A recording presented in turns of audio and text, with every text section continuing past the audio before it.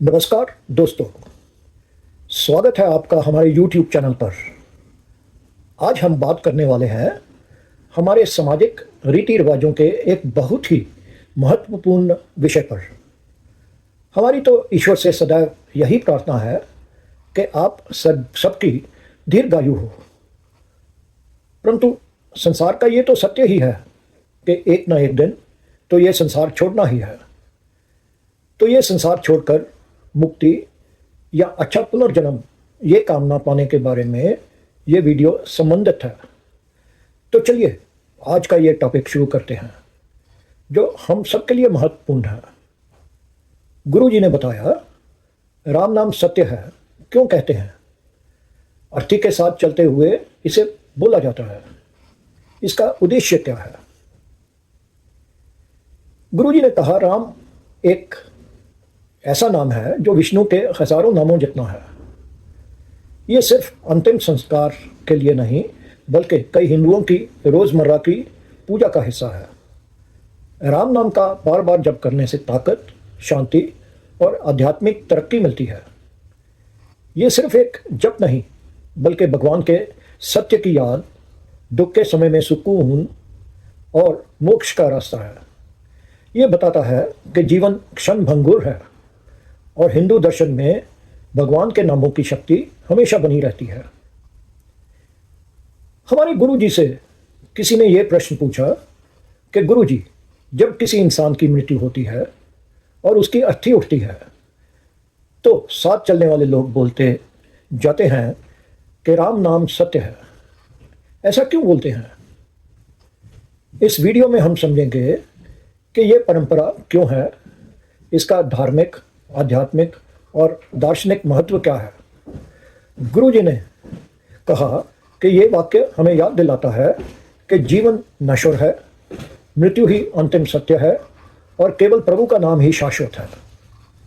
हमारे गुरु जी ने कहा मैं तुम्हें राम नाम सत्य है कहने के पीछे का सबसे वैज्ञानिक और आध्यात्मिक तर्क बताता हूँ जो लोग मृतक की अर्थी के साथ और पीछे चलते हुए कहते हैं। उन्होंने कहा कि पूरा जीवन सांसों का लेना देना है। हमें तो पता ही नहीं चलता कि हम सांस ले और छोड़ रहे हैं। आप सोचिए, अगर हमने सांस ली और छोड़ी नहीं तो इंसान मर जाता है, और अगर उसने सांस छोड़ी और ली नहीं तो भी उसे मृत घोषित किया जाता है। तो यही सांसों का महत्व है। गुरु जी ने आगे समझाया कि हमारे शरीर में करोड़ों कोशिकाएं यानी कि सेल्स होते हैं। प्रत्येक कोशिका अपने आप में एक जीवित इकाई है। मनुष्य के शरीर का हर अंग, त्वचा आदि इन कोशिकाओं से बने होते हैं।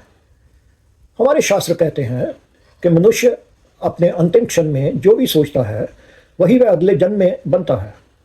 गुरु जी ने हमें दो कहानियां याद दिलाई, एक जड़ भरत की और दूसरी अजामिल की कथा। जड़ भरत याद है आपको दोस्तों? उसकी कहानी एक बड़ी शिक्षा देने वाली कहानी है। जब जड़ भरत एक ऋषि के रूप में एक नदी के किनारे अपनी कुटिया बनाकर पूजा पाठ कर रहे होते हैं, तभी एक गर्भवती हिरनी उनके नज़दीक से निकल जाती है, खूब तेजी से भागते हुए, क्योंकि उसके पीछे एक शेर था। अपना शिकार होने से बचने के लिए वह गर्भवती हिरनी नदी पार करने के लिए खूब लंबी छलांग लगाने की कोशिश करती है। छलांग लगाते हुए उसका बच्चा पैदा हो जाता है और वह हिरनी मर जाती है। ऋषि उस बच्चे को पाल लेते हैं, लेकिन बच्चे में उनकी इतनी आस्था थी, प्यार था कि हर समय वह उसी के बारे में सोचते रहते थे। उनकी अपनी मृत्यु के समय आखिरी क्षण में वह यही सोच रहे होते हैं कि इस हिरन का क्या होगा, मेरे बिना ये कैसे जिंदा रहेगा। अगले जन्म में उनका जन्म एक हिरन के रूप में होता है। उसके अगले जन्म में वह एक ब्राह्मण के घर में पैदा होते हैं। जड़ भरत की ये कथा मैं आपको संक्षिप्त में सुना रहा था। इसी तरह अजामिल की कथा में उसके सबसे छोटे बेटे का नाम नारायण होता है। अजामिल के मरते समय के आखिरी क्षण में अजामिल ने यमदूतों को देखा, वह डर गया।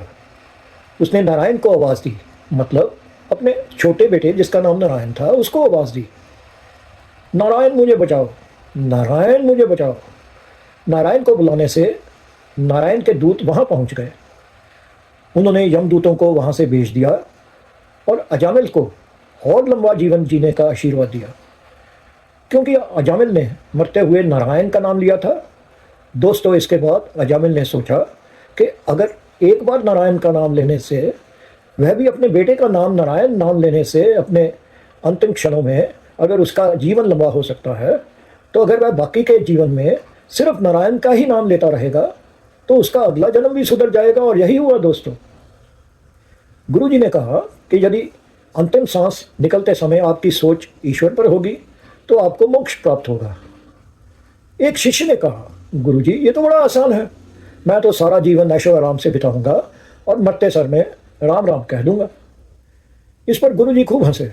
उन्होंने कहा, पुत्र, प्रकृति इतनी भोली या बेवकूफ़ नहीं है।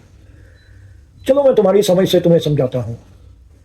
यदि तुम 12वीं कक्षा में सारा साल फिजिक्स पढ़ते रहोगे और गणित को, मैथ्स को हाथ भी ना लगाओ, तो क्या तुम गणित की अंतिम परीक्षा में पास हो जाओगे?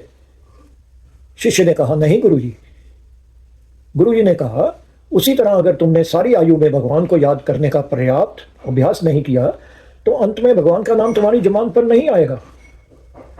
बात को आगे बढ़ाते हुए गुरुजी ने कहा कि एक और चीज याद रखो, अपने स्वास्थ्य का बहुत ध्यान रखो। मैं एक एग्जाम्पल देता हूं। जब आपको बुखार हो जाता है तो आपका मन भक्ति में नहीं लगता, ये गुरु जी कह रहे हैं। इसी तरह से अगर आपने अपना स्वास्थ्य ठीक नहीं रखा तो मरते समय आपको होश ही नहीं होगी कि भगवान को याद कर लिया जाए। इसीलिए यह अत्यंत आवश्यक है कि आपके चलते फिरते अच्छे स्वास्थ्य में आपकी मृत्यु हो। आपने बहुत बार सुना होगा अपने बुजुर्गों को कहते हुए कि ईश्वर हमें चलते फिरते उठा लेना, हमें चलते फिरते इस संसार से ले जाना। हम लोग समझते हैं कि उनका सिर्फ एक ही मतलब है ये कहने का कि ईश्वर हम किसी का भी मोहताज नहीं बने, हमें नहीं चाहिए कोई हमारे बुढ़ापे में सेवा करे, हम बिस्तर पर पड़े हुए किसी पर बोझ ना बन जाए और खुद अपनी हालत देखकर तड़पते रहें। इससे बढ़िया तो है कि ईश्वर हमें इस संसार से उठा ले। लेकिन यह पूरा सत्य नहीं है। पूरा सत्य यह है कि अगर आप बिस्तर पर पड़े रहे, परेशानी या बेहोशी में पड़े रहे, तो ईश्वर को कैसे अंतिम समय में याद करोगे?